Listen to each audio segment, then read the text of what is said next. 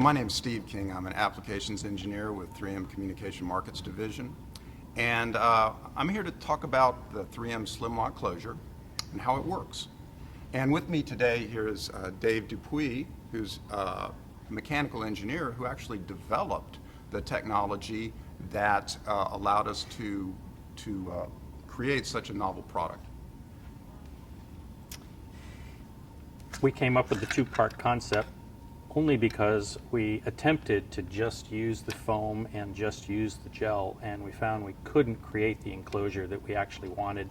And through testing, we ended up coming with a foam-backed gel surface.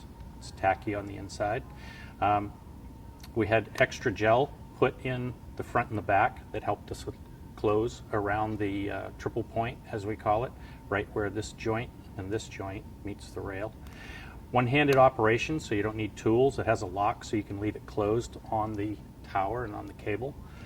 This inner sleeve needed a live hinge on the backside, so it's a different plastic than this piece. This one is not as UV resistant as the outer piece. The outer piece is a little heavier and stronger. Slide this right on the back. Centers itself. Push it on. It clicks and locks. On the back side, you can put a small wire tie in the back here in case the vendor wants to put something a little more secure or to put a different color than some of the other slim locks on the towers. Took us about a year and a half to develop the product, and it is waterproof down to 1 meter for 4 hours, which atmosphere-wise, that's about two and a half atmospheres. So, as I was mentioning earlier, one of the trends we're seeing now is densification in the network. And so one of the consequences of this is a movement to smaller connectors.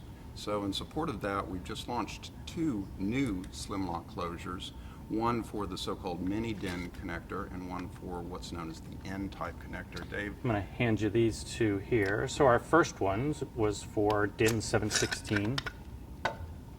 You can see the size of the connector on the end there.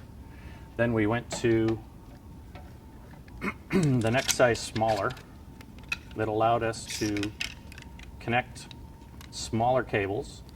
Traditionally, these cables on an antenna and an RRU are basically spaced at 50 millimeters apart. On this antenna or RRU, they tend to be 37 millimeters apart. So we needed to come up with a slightly smaller enclosure. So instead of the 716, we went with an A, which is the mini, protects a smaller diameter cable at this end, and then we went with an SLCB that brings us to even smaller diameter down here. It just allows us to cover the range of connectors and cables that are out there in the market. And you'll notice too that the inner portion of the nano connector is colored blue. The reason for this is so that when you're doing a site audit, you can look at a distance and you can see, for instance, there might be 9 connectors up there, and you know one of them needs to be an N-type. And you can see from a distance and say, oh, 8 black, 1 blue, that's good. So that's how it works. Today's episode is brought to you by Telecom Careers, the #1 global telecom and wireless job board, telecomcareers.net.